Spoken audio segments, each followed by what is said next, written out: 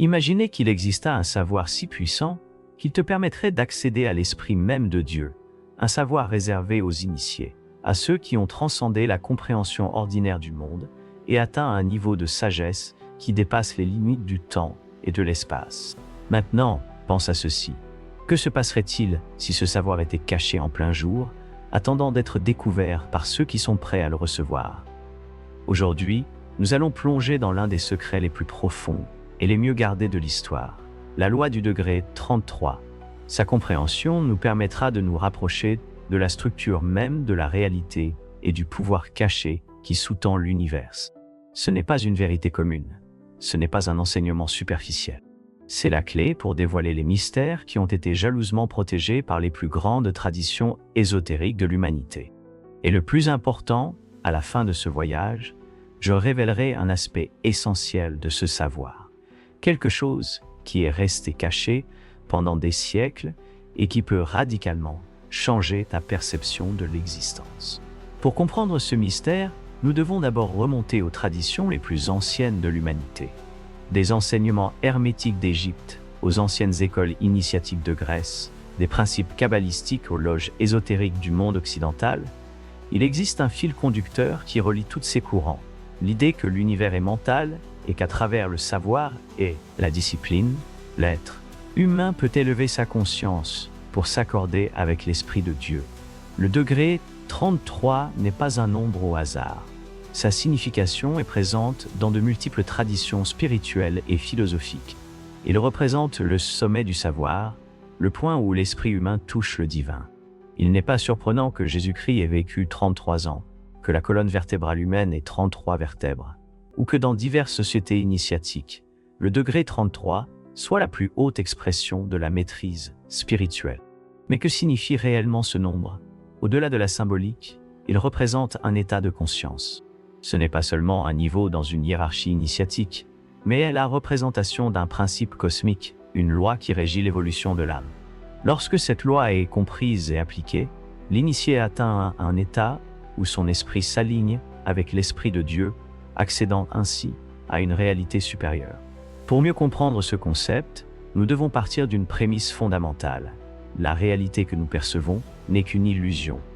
Ce que nous appelons le monde matériel n'est qu'une manifestation de quelque chose de plus profond, une projection d'une réalité plus subtile et élevée. Comme nous enseignent les anciennes doctrines hermétiques, tout est esprit, l'univers est mental. Cette idée nous conduit à une révélation frappante. Si l'univers est mental, alors tout ce que nous expérimentons est une projection de notre propre conscience. Ce que nous croyons être solide et tangible est en fin de compte une construction de l'esprit, mais pas seulement de notre esprit individuel, plutôt d'un esprit universel, l'esprit de Dieu. C'est ici que la loi du degré 33 entre en jeu. Cette loi nous dit que pour accéder à l'esprit de Dieu, nous devons d'abord transcender l'illusion de la réalité ordinaire. Nous devons élever notre fréquence vibratoire et élargir notre conscience jusqu'à un point où nous pouvons nous accorder à l'intelligence suprême qui régit l'univers. C'est un chemin d'ascension spirituelle qui a été parcouru par des mystiques, des sages et des maîtres tout au long de l'histoire. Mais ce chemin n'est pas simple. Il ne s'agit pas simplement d'acquérir des informations ou de répéter des mots. La véritable compréhension de cette loi nécessite un changement profond dans notre façon de percevoir le monde et dans notre manière d'interagir avec la réalité. C'est un processus de transformation interne qui demande discipline, volonté et un engagement authentique envers l'évolution de l'âme. Alors, comment pouvons-nous appliquer cette loi dans notre vie quotidienne? Quelles sont les étapes concrètes pour atteindre cet état de connexion avec le divin? Tout au long de ce voyage, nous explorerons les clés essentielles de cet enseignement et percerons les secrets qui ont été cachés dans des symboles, des allégories et des rituels initiatiques. Et souviens-toi, la dernière révélation sera la plus importante de toutes, la pièce qui relie tout le puzzle et qui peut t'amener à une nouvelle compréhension de ta propre existence. Pour comprendre comment nous pouvons appliquer la loi du degré 33 dans notre vie, nous devons d'abord comprendre son véritable sens. Cette loi n'est pas seulement une idée abstraite, ni un concept philosophique sans application pratique. C'est un principe fondamental qui, lorsqu'il est compris et utilisé correctement, peut transformer notre conscience et notre connexion avec l'univers. Le nombre 33 a été vénéré depuis l'Antiquité, car il symbolise l'équilibre entre le monde matériel et le spirituel. Il représente le pont entre l'humain et le divin, le point de connexion où la conscience limitée de l'individu s'élargit pour s'unir à la conscience suprême du cosmos. Cependant, cet accès n'est ni automatique ni immédiat. Il nécessite un processus de purification mentale, émotionnelle et spirituelle. Les anciennes traditions ésotériques enseignaient que le chemin vers l'illumination passe par 3 grandes étapes. La première est la destruction des illusions du monde matériel. Cela signifie se détacher de l'idée que la réalité est uniquement ce que nous percevons avec nos sens. Cela signifie comprendre que le monde visible n'est qu'une manifestation d'une réalité plus profonde et invisible. La deuxième étape est la reconstruction de l'esprit. Une fois que nous avons transcendé l'illusion du matériel, nous devons apprendre à voir la réalité d'une perspective supérieure. Nous devons entraîner notre esprit à percevoir la vérité cachée derrière les apparences et à nous accorder aux énergies universelles. Enfin, la troisième étape est l'intégration avec la conscience divine. C'est ici que se produit le véritable éveil. À ce stade, l'initié ne se perçoit plus comme un être séparé de l'univers, mais comme une expression de l'esprit cosmique. C'est à ce niveau que la loi du degré 33 devient une expérience vivante et réelle. Mais comment y parvenir pratiquement? Quels outils pouvons-nous utiliser pour parcourir ce chemin d'ascension? L'une des clés les plus importantes pour appliquer cette loi dans notre vie est la méditation profonde. Pas n'importe quel type de méditation, mais une qui nous permet de nous accorder à la vibration de l'univers. Dans de nombreuses traditions, on dit que la respiration est la porte d'entrée à la conscience supérieure. Contrôler la respiration, ralentir la pensée et concentrer l'esprit dans un état de réceptivité sont des étapes essentielles pour accéder à des niveaux plus élevés de perception. Un autre outil fondamental est la visualisation. Les anciens maîtres comprenaient que la réalité est façonnée par l'esprit. Ce que nous imaginons avec intensité, tôt ou tard, se manifeste dans le monde physique. C'est pourquoi l'entraînement à la visualisation est essentiel. Nous devons apprendre à imaginer notre connexion à l'Esprit de Dieu, à la ressentir comme une vérité indéniable, jusqu'à ce que notre conscience se transforme complètement. De plus, la connaissance est clé. Pas n'importe quelle connaissance, mais celle qui nous permet de comprendre la structure de l'univers et notre relation avec lui. C'est pourquoi les écoles de mystère ont toujours souligné l'importance d'étudier des textes sacrés, une symbolique cachée et des principes hermétiques. Mais il existe quelque chose de encore plus puissant. Il y a un principe que peu connaissent et qui est essentiel pour activer la loi du degré 33 dans notre vie. Ce principe est lié à la vibration de nos mots et de nos pensées. Tout dans l'univers vibre, et chaque mot que nous prononçons a une fréquence spécifique. Les mots que nous utilisons quotidiennement affectent notre réalité de manière que nous n'imaginons même pas. Les initiés des anciennes traditions comprenaient que certains mots sacrés contenaient une énergie spéciale, capable de connecter l'esprit humain avec des dimensions supérieures d'existence. Dans de nombreuses cultures, les mantras, les prières et les chants sacrés ont été utilisés pendant des siècles pour modifier l'état de conscience. Les sons et les vibrations que nous émettons peuvent nous harmoniser avec la structure de l'univers, ou, au contraire, nous en éloigner. Cela nous amène à une conclusion marquante. Si nous voulons accéder à l'Esprit de Dieu, nous devons veiller à nos mots et à nos pensées.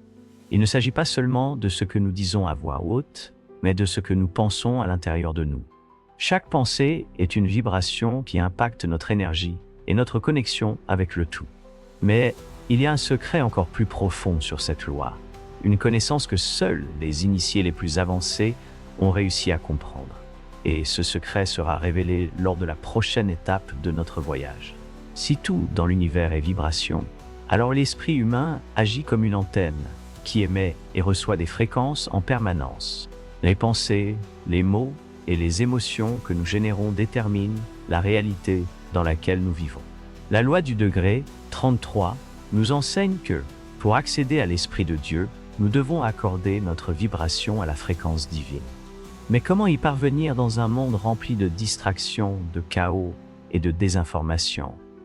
Pour répondre à cette question, nous devons analyser le concept de résonance.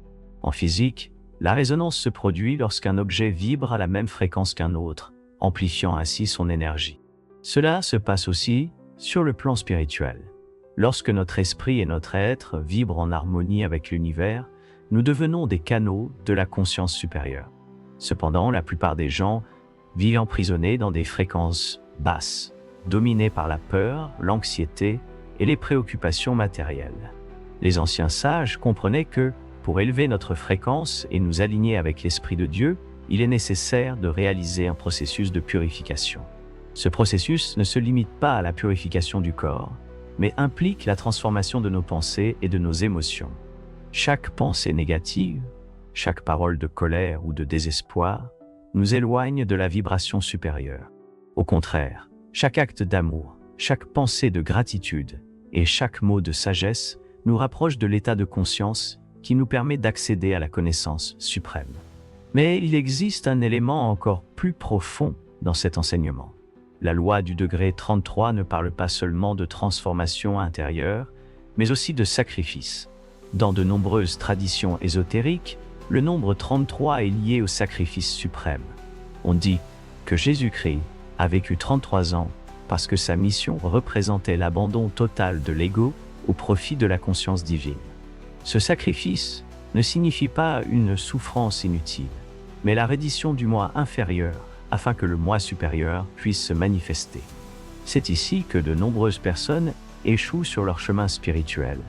La plupart recherchent le pouvoir, l'illumination ou la sagesse sans être prêtes à renoncer au lien de l'ego. Mais la loi du degré 33 est claire. Seuls ceux qui transcendent leur identité limitée peuvent atteindre la véritable illumination. Cela nous amène à un autre point crucial, le symbolisme de l'échelle de 33 marches. Dans de nombreuses traditions, l'ascension spirituelle est représentée comme une échelle à gravir marche par marche. Chaque marche représente une étape du développement humain, un niveau de conscience qui doit être compris et surmonté avant de pouvoir avancer à la suivante. Certains de ces niveaux incluent la compréhension que la réalité matérielle n'est qu'une illusion, l'élimination des peurs et des attaches émotionnelles qui nous maintiennent à des vibrations basses, l'intégration de la sagesse ancestrale à travers l'étude et la méditation, la soumission de l'ego et la soumission à une conscience supérieure. Ceux qui parviennent à gravir cette échelle jusqu'à son sommet atteignent un état de communion avec l'Esprit de Dieu, un état où la dualité disparaît et seule reste la vérité absolue. C'est à ce niveau que les grandes âmes illuminées ont opéré tout au long de l'histoire. Mais que se passe-t-il lorsque nous atteignons cet état? Comment notre perception de la réalité change-t-elle? La réponse est surprenante. Lorsqu'une personne parvient à se synchroniser complètement avec l'esprit universel, elle devient un créateur conscient de sa propre réalité. La loi de la manifestation cesse d'être un concept théorique et devient une expérience directe. La séparation entre la pensée et la matière se dissout et l'individu comprend que tout dans l'univers est interconnecté par l'esprit cosmique. Cependant, il existe un dernier secret concernant cet enseignement, une vérité qui a été cachée pendant des siècles et que seuls les initiés les plus avancés ont réussi à comprendre. Et cette vérité sera révélée dans la dernière partie de notre voyage. Au cours de ce voyage, nous avons exploré les principes fondamentaux de la loi du degré 33. Nous avons compris qu'il ne s'agit pas seulement d'un nombre, ni d'une hiérarchie au sein des ordres initiatiques, mais d'une clé secrète qui nous permet d'accéder à un état de conscience supérieur. Nous avons maintenant atteint le point culminant, le mystère final qui a été préservé par les sages et les occultistes pendant des siècles. Cette vérité est liée à la dernière grande révélation, l'activation de l'esprit divin en chacun de nous. Pendant des siècles, le savoir ésotérique a enseigné que l'être humain n'est pas simplement un observateur passif de l'univers, mais une expression de l'Esprit de Dieu en elle-même. Cependant, ce potentiel est endormi chez la plupart des gens. Le dernier secret de la loi du degré 33 est que l'éveil de la conscience divine n'est pas un don, mais une conquête. C'est le résultat d'un processus de transformation intérieure dans lequel nous cessons de nous identifier aux limitations de notre esprit rationnel et nous fusionnons avec l'intelligence universelle. Ce n'est pas une idée métaphorique, ni une simple philosophie. C'est une réalité que l'on peut expérimenter lorsque nous parvenons à aligner nos pensées, nos émotions et nos vibrations avec la structure même de l'univers. Les anciennes traditions nous ont donné de multiples indices sur ce réveil. Dans l'alchimie, on parle de la transmutation du plomb en or, qui n'est rien d'autre qu'une métaphore du processus d'illumination spirituelle. Dans la Kabbale, il est question de l'ascension par l'arbre de la vie, un voyage qui mène l'initié de la perception ordinaire à la fusion avec l'esprit divin. Dans l'hermétisme, nous découvrons l'idée que ce qui est en haut est comme ce qui est en bas, ce qui signifie que l'être humain est un reflet du cosmos et qu'en comprenant sa propre nature, il peut accéder aux secrets de l'univers. Mais il y a quelque chose de plus, quelque chose qui a été caché à la plupart, même au sein des écoles initiatiques.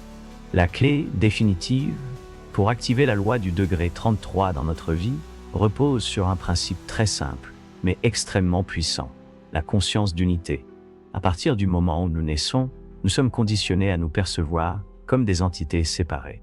Nous nous identifions à notre corps, à nos pensées, à nos émotions et à nos histoires personnelles. Nous croyons que nous sommes des individus isolés dans un monde externe, et par conséquent, nous nous sentons vulnérables, limités et soumis aux forces du destin. Cependant, ceux qui ont atteint la maîtrise spirituelle ont découvert que cette perception n'est qu'une illusion. La réalité est qu'il n'existe aucune séparation entre l'individu et l'univers. Tout ce que nous sommes, tout ce que nous expérimentons fait partie d'une même conscience infinie. Lorsque nous comprenons cela au plus profond de notre être, un changement radical se produit. Notre esprit cesse d'opérer à partir de la peur et du manque et commence à vibrer à une fréquence d'abondance et de pouvoir. Nous réalisons qu'il n'y a pas de barrière entre nous et la connaissance suprême, car nous avons toujours fait partie de celle-ci. L'Esprit de Dieu n'est pas en dehors de nous. Il est en nous attendant d'être reconnu. C'est la véritable signification du degré 33. Il ne s'agit pas d'un rang externe, mais d'un état intérieur. Il ne s'agit pas de recevoir un titre, mais de s'éveiller à la vérité ultime de l'existence. Eh bien, la grande question est, que feras-tu avec ce savoir? Il ne suffit pas de comprendre ces idées intellectuellement. Pour que cette loi s'active dans ta vie, tu dois l'expérimenter directement. Cela nécessite de la pratique, de la discipline et surtout une décision consciente d'élever ta vibration et de transcender l'illusion de la séparation. Ceux qui parviennent à cela ne transforment pas seulement leur propre vie, mais deviennent aussi des guides pour les autres. Ils deviennent des phares de lumière dans un monde en proie à l'obscurité du matérialisme et de l'ignorance. Ils deviennent de véritables alchimistes, capables de transmuter la peur en amour, la confusion en sagesse et la limitation en pouvoir infini. Maintenant que tu connais ce secret, la décision t'appartient. Tu peux choisir de l'ignorer et de continuer à vivre comme tu l'as fait jusqu'à présent, ou tu peux faire le premier pas vers la véritable maîtrise. Souviens-toi, le savoir n'est que le début. La véritable transformation se produit lorsque nous appliquons ce que nous avons appris. La dernière clé de la loi du degré 33 est la suivante. L'univers répond à la vibration que nous émettons. Lorsque nous vibrons en harmonie avec l'Esprit de Dieu, tout dans notre vie change. Merci d'avoir regardé.